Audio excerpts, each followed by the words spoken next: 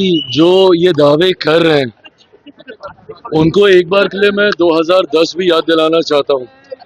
2005 में एनडीए की सरकार बनने के बाद जिस तरीके से 2010 में भी इसी तरीके से वोटिंग हुई थी और हम लोगों की सीटों की संख्या बढ़ी थी, तो ऐसे में आज मैं ये मानता हूँ जिस तरीके से प्रोकम्बेंसी है, जिस तरीके से डबल इंजन की सरकार के ऊपर जनता का विश्वास बढ़ा है।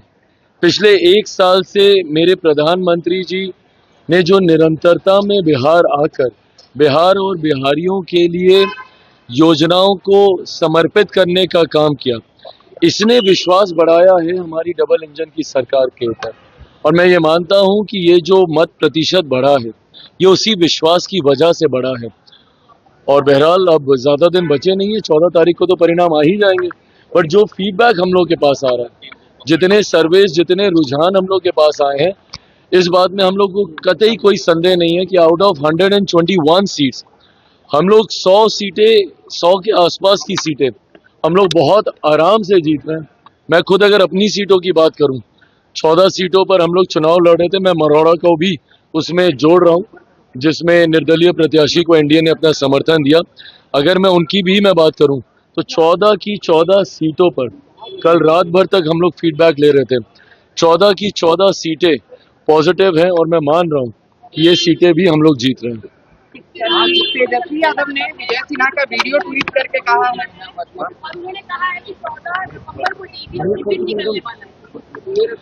ये सारी बातें कहने का मैं समझ सकता हूँ, चुनाव का समय है, उनको भी अपने कार्यकर्ताओं के मनोबल को बढ़ाए रखना है, इसीलिए वो ये सारी बातें कह रहे हैं। बट हर वो व्यक्ति जो बिहार की राजनीति को समझ रहा है और जो देख रहा है कि जिस तरीके से केंद्र सरकार हो, राज्य सरकार हो और पूरा एनडीए गठबंधन एकजुटता के साथ हम लोग चुनाव प्रचार में उतरे हुए हैं, इसमें कतई कोई संदेह नहीं है कि 14 नवंबर के बाद बिहार में हम लोगों की सरकार बनने जा रही है।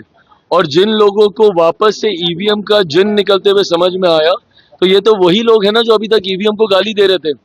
अब इन लोगों को एक नया बहाना मिल गया है एसआईआर का लेके, और वोट चोरी वोट चोरी वोट चोरी बोलकर ये अब नए बहाने के ऊपर ही आ गए। बट अभी कुछ समय पहले तक तो इनको ईवीएम का जिन इन्हीं को खाने के लिए निकलता था, इनको लगता था कि उसमें धांधली हो रही है।